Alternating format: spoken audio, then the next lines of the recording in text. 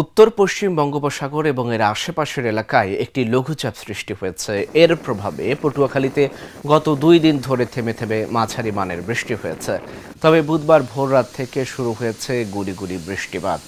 আকাশ ঘন মেঘাচ্ছন্ন রয়েছে। বাতাসের চাপ না বাড়লেও অমাবস্যার জোয়ারের প্রভাবে নদ নদীর পানির উচ্চতা বেড়েছে। উত্তাল রয়েছে কুয়াকাটা সংলগ্ন বঙ্গোপসাগর। লঘুচাপটি আরও ঘনীভূত হতে পারে এবং উপকূলীয় এলাকা দিয়ে ঝোড়ো হাওয়া বয়ে যেতে পারে। তাই পটুয়াখালীর পায়রা সহ দেশের 4 সমুদ্র বন্দরকে 3 নম্বরের স্থানীয় সতর্ক সংকেত দেখিয়ে যেতে বলা হয়েছে।